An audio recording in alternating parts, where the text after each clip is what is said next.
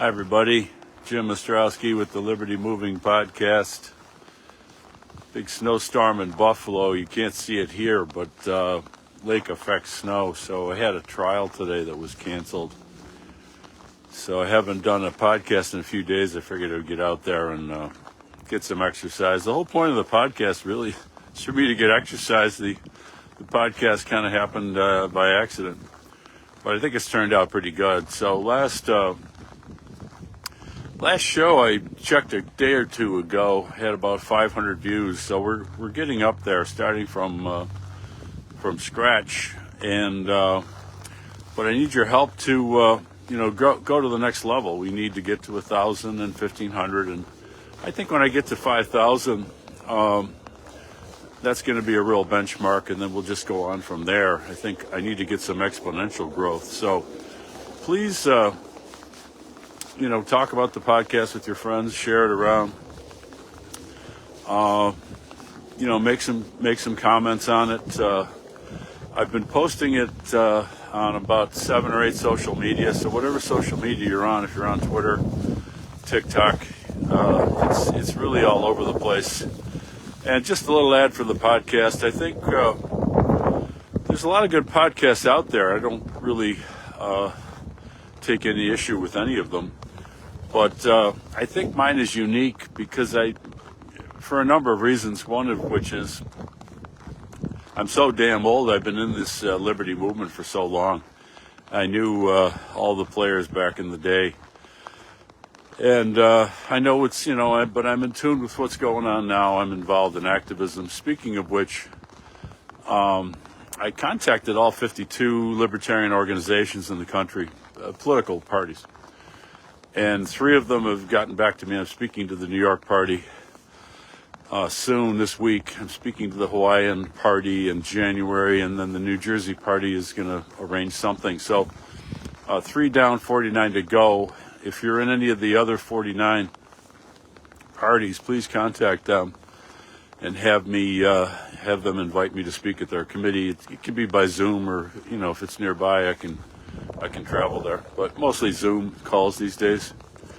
And it's called Project Direct Action. I've done many podcasts about it, and basically I'm trying to convince the Libertarian Party to make a major change in strategy and to do it quickly, because I think 50 years of experimentation in playing party politics has not been successful.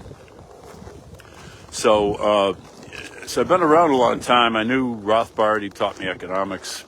Was involved in, the Libertarian Party in 1980. But I've also spent several decades in the Republican Party, big-time politics, governor's race. I was on the staff of Carl Palladino when he ran for governor.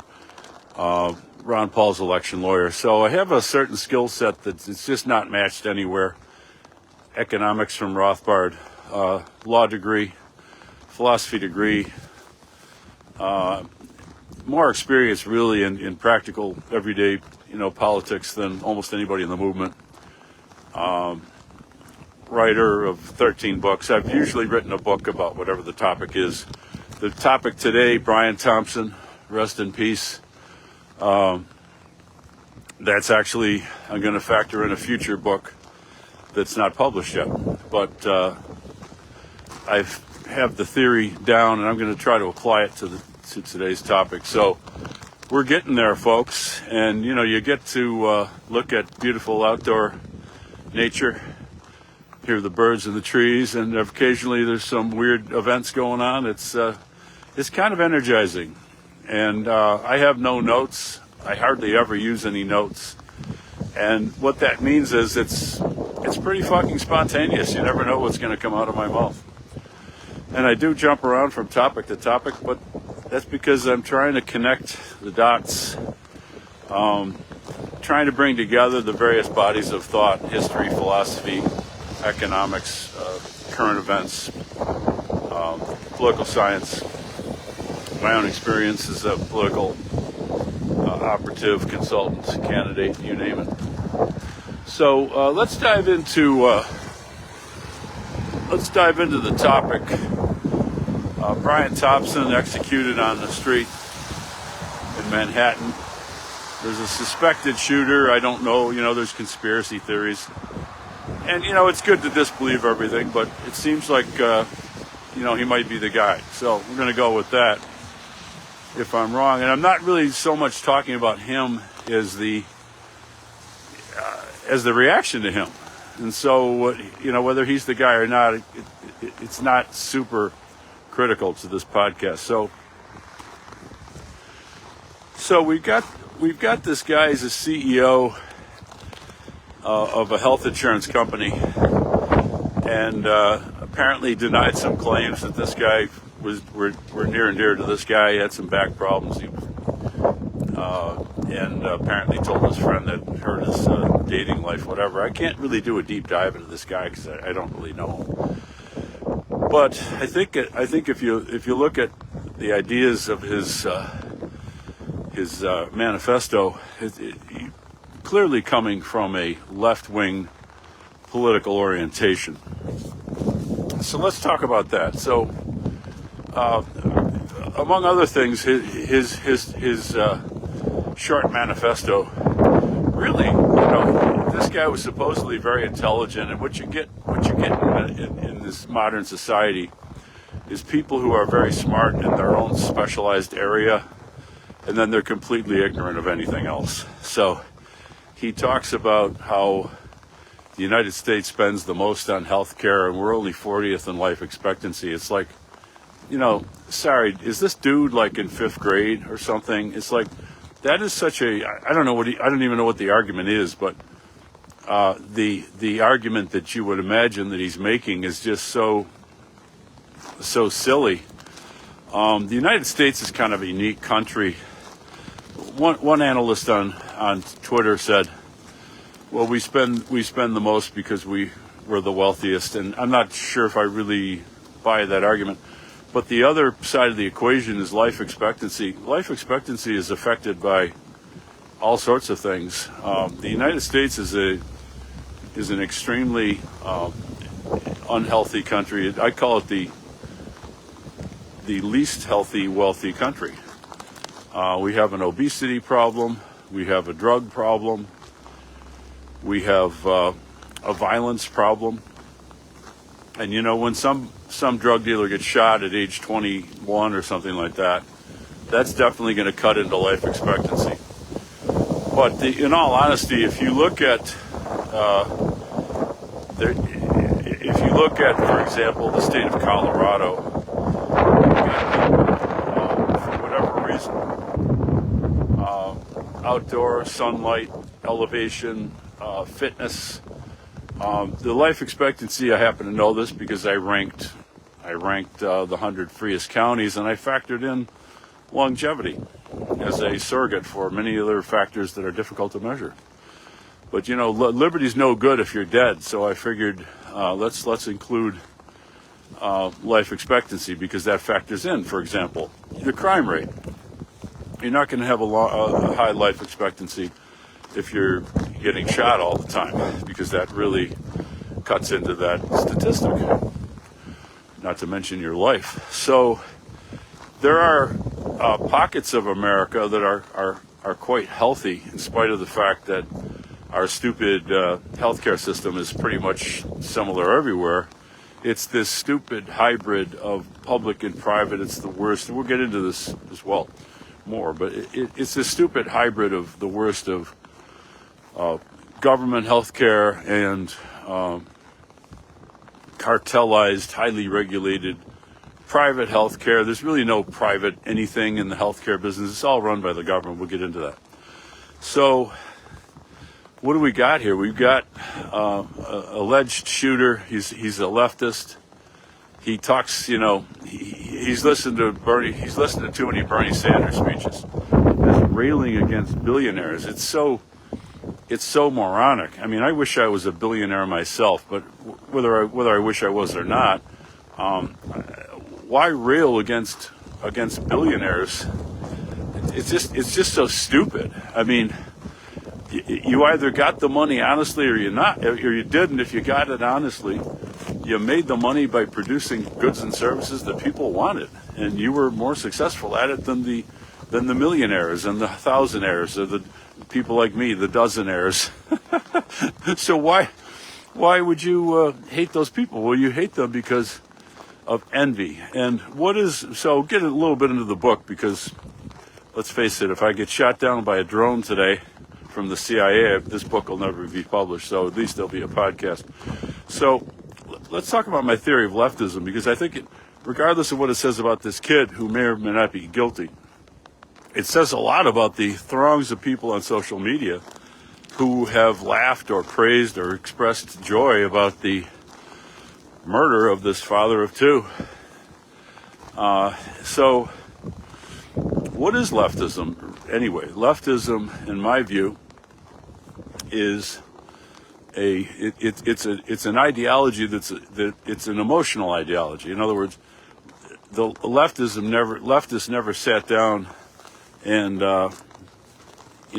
proved logically and factually that everybody should be equal and the government should make everybody equal, because that makes sense and that's going to be a workable system of society. And some of the proof of this is wherever leftism has been tried, it's resulted in death and misery and poverty. So obviously it's not a rational ideology, and therefore what else could it be but an emotional ideology?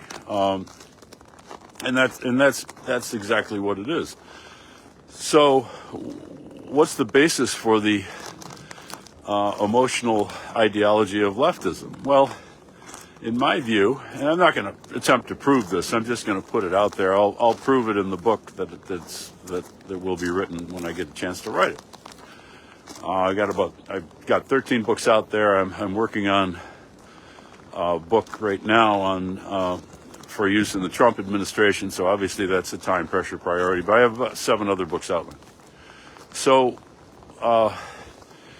leftism appeals to people who are not happy people. And this is an empirical observation.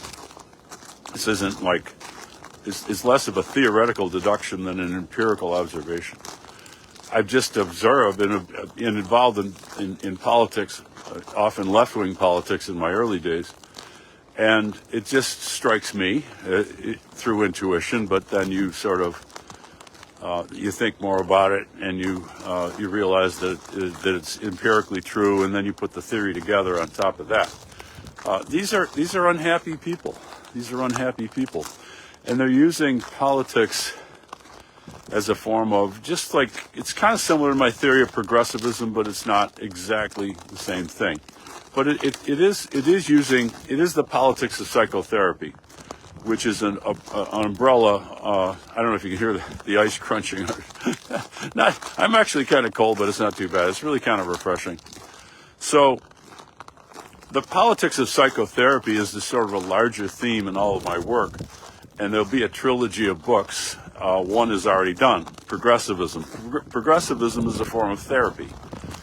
Progressivism is a form of psychotherapy. It's the same thing.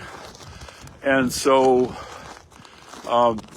the problem that the progressive seeks to solve through the use of the pretending that the government's going to solve all of our problems is just this sort of general angst and concern about the vicissitudes of life. Bad things happen, and I need a way to cope with them, so I'm going to posit the government as the solution to all that stuff.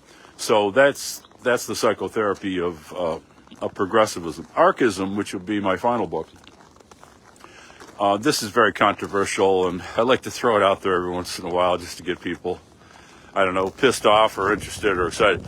So archism is also a form of psychotherapy. It's my view that there is no rational argument for the state.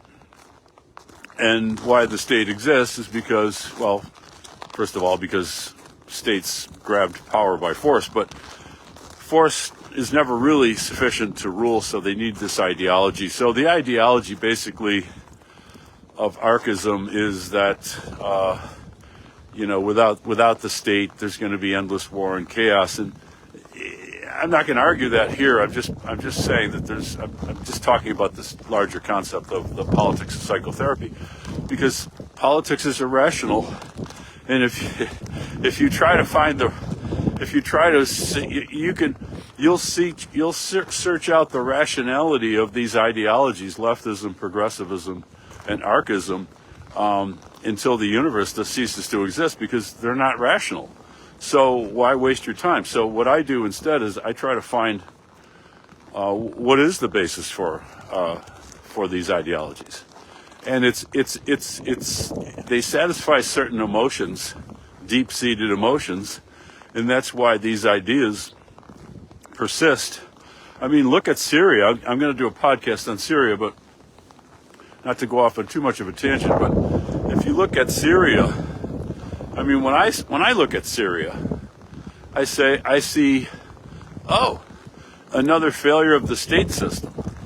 The state is supposed to make sure that we don't have all this fighting, and there's a final authority to rule over everybody, and everything's going to be great because we're going to have law and order and peace. We've had nothing but disorder, chaos, mass murder, violations of human rights in Syria for like 12 years. It's a failure of the state system. But if you are a statist, it's not the right word. That's why I came up with the word if you're an archist, you cannot get outside of the mindset of archism to see that it's a failure of the state system. And so everybody's just sort of, it's almost like blinding yourself. And you're groping in the dark for some solution, but you can't see that the solution is to get out of the system that you've created and you're addicted to. So we'll get back to Brian Thompson, I assure you. So archism is a form of psychotherapy. Progressivism is a form of psychotherapy. Leftism is a form of psychotherapy. Those are the three main ideologies ruling the political world. And I'm going to do a podcast on why MAGA is not an ideology and needs an ideology, and that ideology is libertarianism. But so MAGA is a little handicapped because MAGA is, like, again, fumbling in the dark without an ideology up against these other three ideologies. And if they don't get their act together, they're going to get chewed up. But that's another podcast. So leftism, again, is just another ideology, which is part of the psychotherapy of modern politics. And the leftist uses politics as a form of psychotherapy to make themselves feel better because they're unhappy. And why are they unhappy? Why is the leftist unhappy? All these people who were cheering on Brian Thompson's execution in cold blood in a neighborhood I used to work in myself. I know the area well. These are unhappy people, and why are they unhappy? Well, because of the billionaires and the beautiful people, and it's just envy, and it's not only envy, as Rand defined envy as hatred of the good for being good, but it's also scapegoating, and scapegoating is such a huge factor in understanding politics. And progressives have a whole list of scapegoats. I've talked about that in my books and on other podcasts I'll talk about in the future. The scapegoat in other words, what is the scapegoat? The scapegoat is, I want a solution to problem A, and the scapegoat is X. Unfortunately, X did not cause problem. Running out of batteries. That shouldn't happen. Sorry, I charged the phone, but whatever. I guess I'm talking too much. So, again, hopefully there's no interruption in the video. That's quite a pain in the ass when it happens. So, the scapegoat is not the cause of the problem, but the person's blaming the scapegoat because they don't want to blame the real cause. Like, progressives are always blaming some non-governmental factor, such as racism because they don't want to name the real factor, which is the fucking government sucks and progressivism sucks. And every one of its policies from 1913 on has failed miserably. They don't want to admit that because that's a form of therapy. They don't want, they're going to interrupt their therapy session. Same with leftism. The leftist who's often a miserable, unhappy person for whatever factors, but it's not, they're not unhappy because a billionaires ruin their life.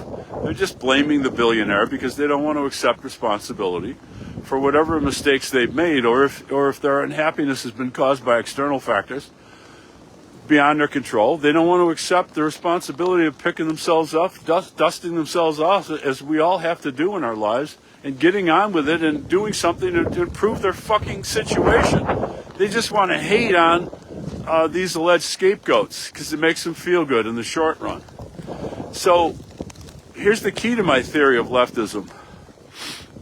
Nobody wants to say, oh, I hate them because I'm envious of them and because I'm a loser. No, they want to say, they want a theory of justice, equality, to create a pseudo-ethical rationalization for these really unpleasant, primitive, base emotions that nobody really likes and nobody wants to admit and nobody's going to admire. And so that's really what leftism is. And we have created, there's been a resurgence of leftism since the Obama years because, ironically, leftism was came in to fill the gap of progressivism when it was obvious that, I don't know how much more I can continue because it's getting pretty windy here. I'll have to maybe do a part two if it gets too windy. But so we have a situation that since about the Ferguson riots, leftism is resurged. It's become very popular. I estimate about 15-20% of Americans are leftists, which is this obsession with this notion that the primary purpose of government is to make everybody equal by the use of force because that's the just thing to do. But it's really a form of psychotherapy, as I say. So I think that's what you're really seeing here. I would blame, among other things, government school, which are propaganda.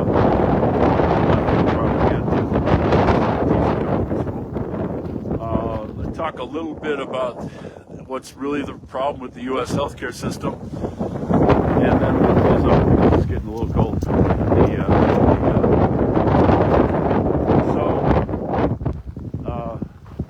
United Healthcare has a profit. Everything you've been told about United Healthcare is bullshit. I'm not a big defender of health insurance companies, but I am a defender of reality. Their profit, it's going to go about another minute or two. I'll try to sum up quick. Their profit margin is 6%, and if you think profits are bad, try losses. So 6% is barely enough to keep a company alive because I'm not an expert in the area of corporate finance, but corporations have to compete with very safe things like T-bills and bonds and things like that.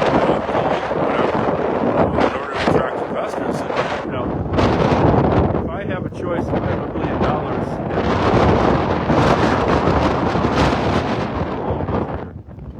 bad time of the podcast, but it's all good. Cold therapy. My point is that 6% is really not that much, and so if this company starts to pay every single claim that they get and don't have some criteria for excluding claims, they're just going to go out of business. Now, you may say, well, I want them to go out of business because I want a single payer. So that leads you in a totally different direction. So it's a shame what happened to this guy. The shooter, whoever he is, and the people who follow and praise him are deluded. They don't understand economics. They don't understand public policy. The reason why we have this crazy hybrid healthcare system is government intervention. The government has been intervening in healthcare for 150 years, starting with occupational licensure. What we need is a free market. The reason why health insurance policies became prominent was an accident of World War II price controls. So I think I'm going to leave it at that, because I'm saying what's wrong with the American healthcare system and how to fix it.